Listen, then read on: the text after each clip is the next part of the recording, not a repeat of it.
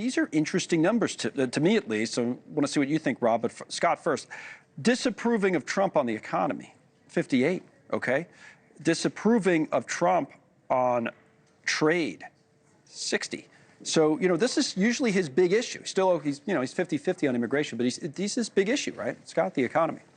Yeah, but even on immigration, that's Yeah. a fall in numbers. Let's be real clear. Manufacturing jobs were up under the Biden administration, and inflation, while it was dropping, it was the economic pain that Donald Trump ran on and said, I'm going to fix the inflation and I'm going to fix the economy on day one. And so it borders on the nonsensical that instead of, he leaned in on immigration, that made sense. But what bordered on the nonsensical was that now he's adding taxes / tariffs to get things right on the trade piece. But on the trade piece, most economic advisors and economists say it is a tax. It's going to cost more on top of all the other economic factors that he accused Biden of driving the economy into the ground, despite the economic numbers. So now you're asking your constituents and Americans to endure more pain than less pain when you promised them not pain, but more economic pleasure. And so I'm not surprised at those numbers. And I don't know whether we're going to be liberated on April 2nd or not. What's really causing the problem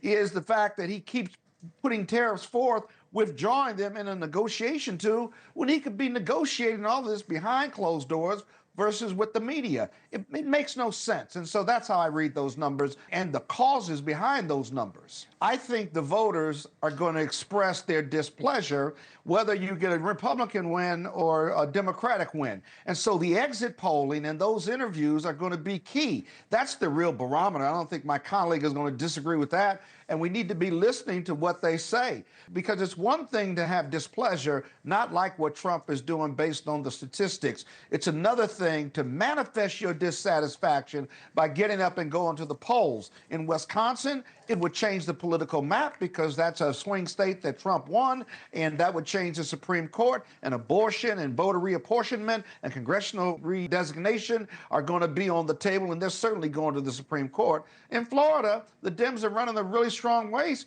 because most Americans are offended by DOGE, offended by the cuts, offended by tariffs, and the fear that this economy is not getting better, it's being worse, and it's being driven by the president that they elected. And so we'll just have to see.